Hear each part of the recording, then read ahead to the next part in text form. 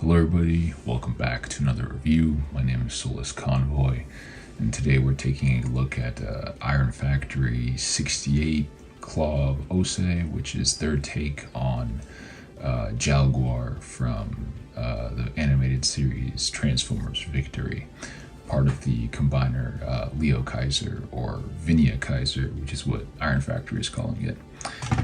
Quick look at the box really quickly. Very large box for Legends figure, huge, contains a lot of other stuff besides the figure, so it's proportionally very large compared to the toy. But yeah, just pictures of the toy. That's pretty much it. Now let's just take a look back at the figure itself. Starting off, you have this really appealing black and white color scheme. The white is nailed, it's not off-white, and it doesn't seem to, I don't know, it's just a really nice shade of white plastic, which is what a lot of people I think struggle with these days between third party and official. So it's nice to see it done perfectly here with no need for paint.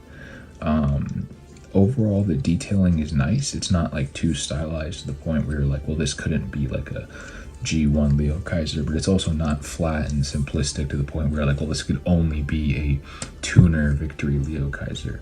It's a nice in between that works well for the scale, I think, without leaning too hard into either camp. It's definitely very Iron Factory. It's getting close on that head sculpt. Yeah, that's a nice head sculpt. He has a little tiny nose, and then his cat ears and his Jaguar ears on top of his helmet.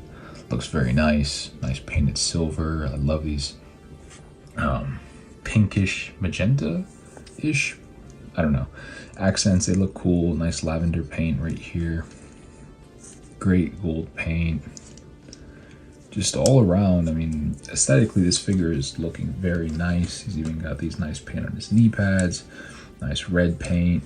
So overall, I mean, very pretty figure.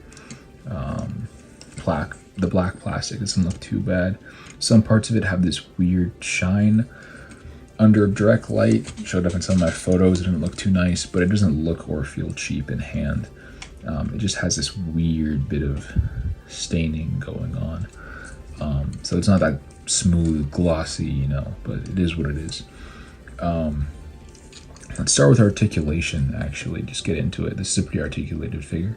So you have a ball jointed head, gets you down that far, gets you up that far, gets you a great side to side, and of course all the way around until you clash with the backpack, so no 360, not like you need it. Shoulders have two joints. You have a hinge here that lets you do that. You also have a ball joint that gets you up anyways, but if you combine the two of them, you still max out at 90, unfortunately, because of the shoulder design. 360 on the ball joint, a little bit of forward tilt on the ball joint, but nothing significant. Bicep swivel, double jointed elbow, that'll give you, I don't know, almost halfway the full range. These double jointed elbows in the LioKaiser set are weird. I have some issues with the other ones. You have to like use one elbow first. There you go. There you go. If you use one elbow first, then you can get the full range, but if you bend one elbow first, you can't. So just something to keep in mind. Wrists are on a ball joint, a little bit of wiggle waggle, interchangeable, etc. Mostly just a swivel though. You have a waist swivel, uncompromised. You do have an ab crunch on this guy, but it's like not really that significant. And I don't think the breast force, like I don't think the breast master in its static form interferes much with the ab crunch. It's just not that great. It's an Iron Factory moment. They don't really do like the super deep ab crunches because of the sculpt compromise. One part that's a bit weird with this guy is these side skirts. They're kind of unnecessary and they only serve to block articulation when they're down, but the minute you lift them just like a little bit up, because they're super small, they don't like block anything at all. You have the forward side skirts, which seem to be conjoined as one piece, and those go up really easily, so you get that 90 degrees up. But again, just feels a bit unnecessary. They could have just not included those. The side skirts are definitely more annoying because once you put them down, then you lose articulation, like all the way down.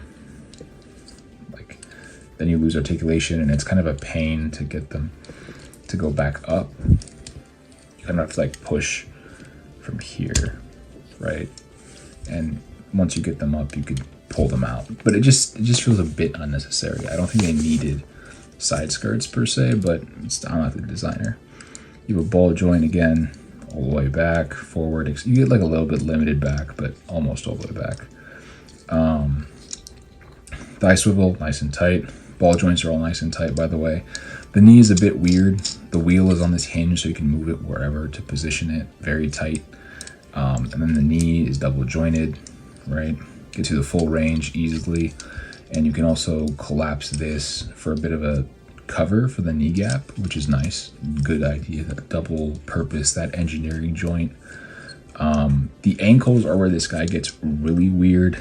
They're not conventional ankles. There's like an inner ball joint. I have to pull these down to show you. Since everything is black, it's a bit hard to see, but there's an inner ball joint right there. And these parts are attached to the feet actually, but act as gap fillers right there. So there's an inner ball joint, and that inner ball joint does give you ball joint wiggle, but it doesn't give you like a ton of range for an ankle tilt. Like it gets you up to here, but in order to access this range with just this part, you do have to pull this part out. So just keep that in mind. When this part is like locked in, you do limit your ball joint range a lot. But when this part is like this, you have a lot more range on the ankle tilt, more than like that's perfect. You can also use the toe tilt, but the toe tilt has like a weird design for transformation where it only bends up and not down. Normally bending up is fine for the toe tilt, but like it bends up at a slight off angle. It's hard to describe, but it always ends up a little bit off the ground. It doesn't really provide support, but these Iron Factory LioKaiser guys, I've noticed, have like a ton of mass on their legs, so you don't necessarily need a full tilt for them to stand properly. You can kind of cheat the tilt and they stand just fine. Like he's not actually on the base of his feet here, right? He's on the edge, but he just stands fine with the toe tilt. So, you know, that's something to like keep in mind. But yeah, and you can position the wheel however you want. Ooh, it is a bit tight though. I'm not worried about breaking it, but that armature is not exactly the thickest thing in the world. And it is tighter than I would like. If it was on a screw, I would have loosened it by now. It's just unnecessarily tight considering it carries like no weight. It's already a longer review. Accessories, he has a lot, so let's get into it. You have the parts forming chest plate. Well, not parts forming, it's just like a solid chest plate. It's nice, it looks really nice, it's painted well, and it does fill up that, you know, gap on his chest. You do have the Breastmaster, which is fully transformable, by the way.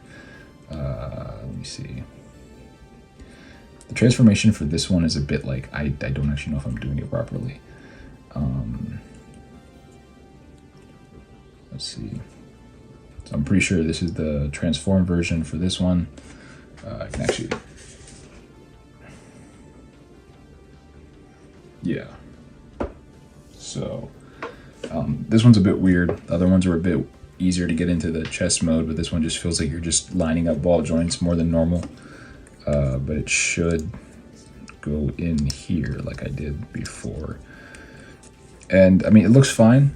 I mean, if you're a blatant hater of parts forming and you do want these to be completely accurate to the original concept, then this is completely serviceable.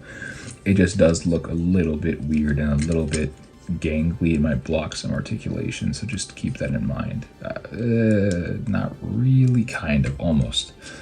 It also transforms again, this time into your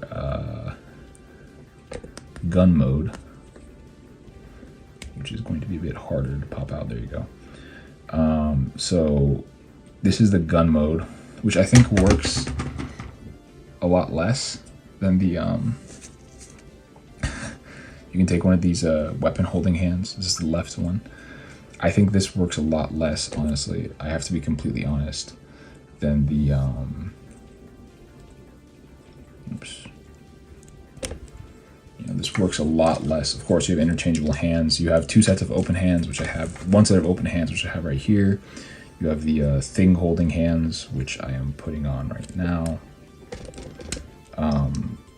Yeah, I don't know. The transformations are like appreciated that they exist, but they don't exactly, you know, at this scale, there's only so much they can do. But yeah, you do have these holding hands. In terms of his main accessories are these claws, where they just slot into his holding hands like so. He has a pair of those as well. I'm not going to show the pair for everything because that would take forever.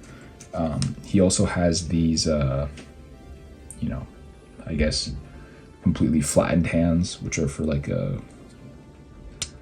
I guess like the chopping motion. They don't really convey it super well. I wish they were a little bit tilted, just a little bit.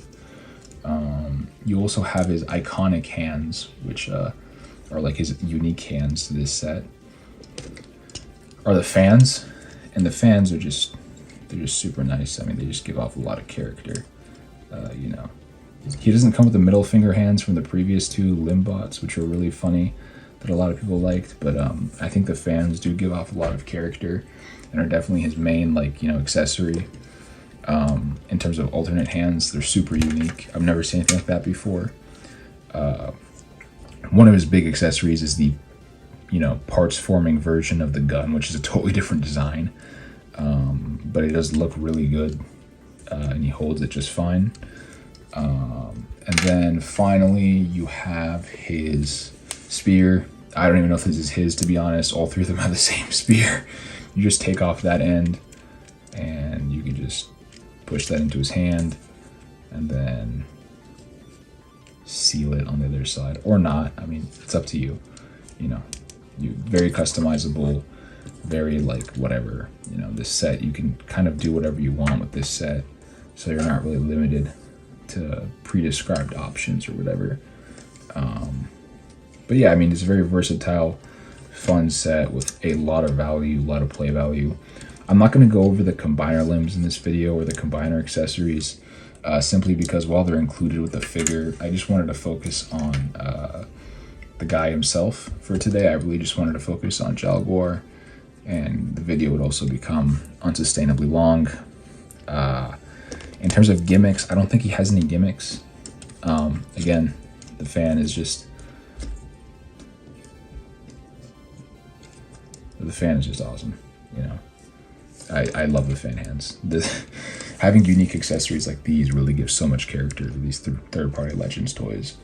I wish they would do it more often, you know. New Age Magic Square. Anyways, for size comparisons, let's get them in here with first, for all of the fans watching this, because maybe they want this guy to go with a HasLab. I don't have HasLab Desirous, but I do have Corp, who I think is probably an equally impressive figure, just simply because Corp is the GOAT. No shade to HasLab Desirous, obviously. I have him with a Legacy Deluxe, which is the G2 Trooper. Have him here with, let's put him in the back, New Age's Depth Charge. Then Cyberverse Flak. And finally, his homeboys, other members of the Breast Force. So, yeah. I don't know if these are chug scaled in quotation marks. I figured the individual members should probably be deluxe size to be chug, but they're between core and deluxe, leaning more towards core. But considering that Dino King is a 6-member core combiner, I don't think this would be too bad. From what I remember, the combined mode is about a head shorter than HasLab Desirous, which is not super to scale. I think he's supposed to be a head taller, but I think it'll work. Anyways, I'm gonna get this guy transformed to his alternate mode, and then we'll do final thoughts. So here's the alternate mode next to Seververse Flak. He compacts down pretty well, and he does look good in his Dune Buggy with missiles type mode, or whatever. The transformation is fine. You can only use the closed fist hands, obviously. That's fine. There's no like particularly hard steps. It's just lining everything up is a bit annoying because there is a lot of ball joints. It does kind of fall into that usual Iron Factory trap of there are too many ball joints that have to be aligned at a specific orientation for it to all come together, but it does come together pretty easily. The actual engineering is super simple, and the design is super simple, and it's all very intuitive and all makes sense. And it is super solid. Nothing comes undone, nothing comes untabbed once you've got it done correctly, and it does look good. It also rolls very well. Plastic tires, but they roll just fine. A lot of ground clearance. You can even, you actually have no reason to remove this during transformation. It works completely fine with the fake chest plate on. I think the big one though, the real one won't give you enough ground clearance. So yeah, the transformation is fine. I really actually like the look of this. You can kind of pose the cannons if you want, you know, but I like them like that. That's just me though. Anyways, good alternate mode, good transformation. Not much else to say there. Moving into final thoughts, I think that, you know, for $36.99, if you remove the combiner piece and say that's worth about $5, at $29.99, this is a fantastic release. It's basically a really, really good Iron Factory figure with a good transformation and a good alt mode, which automatically makes it one of their better ones because it has a good alt mode. All three of these guys actually have good alternate modes, but the other two leg bots I think really diminished people's enthusiasm because of other issues they had. This guy has none of those issues. His ankle tilts are a bit weird to learn, but once you figure them out, they're great. The figure is just great. I have very little flaws. One of my hands is a bit loose when it's holding the Wolverine claws, but I mean, it's not an issue because they can't really go anywhere because of the shaping. Yeah, I mean, very little issues here. I think it looks great. I think that it's a really strong start. Honestly, if I'd included the combiner kibble, I'd even talked about how much I like it. If you don't like the parts forming, whatever, but consider this, I think for $36.99 compared to what, like, you know, similar price transforming toys, which would probably be like mainline, it's pretty great. It's more articulated than your average mainline deluxe, about as complex. Metric ton of accessories, way more than other third-party companies. So there's a lot of play value here, a lot of entertainment, definitely worth the purchase. Definitely one of the more exciting projects going on in third party right now. Obviously some issues, some kinks along the road, and I'll be reviewing the other two Legobots later who are a bit weaker and less polished, but if they turned you off the set, I think it's time to turn back in because this guy is great and it looks like they're only getting better from here. So we'll see how it goes. The frame, by the way, is awesome. It's one of my favorite parts about this set. So, I mean, I like the posability. If you hate it, you hate it, but I love it. So if you're interested in this set, if the frame doesn't bother you, I'd say tap in. It's one of the more exciting projects we have going on right now. It is parts forming at its logical conclusion, and the individual bots are benefiting for it massively. So yeah, this guy's a full recommend for me. Even if you don't want to combine it, you can just toss the combiner parts in a bin. He rules. He's the best of the three so far by a country mile, and it's just a great Legends class figure at a great price. You're not going to find a better transforming toy at $35.99. Not anymore anyways. All right, that's all from me today, guys. I'll try to get back soon with a review of maybe LioZak once he arrives in my place, or a review of one of the legs. I'll catch you all later. Have a great day. Peace.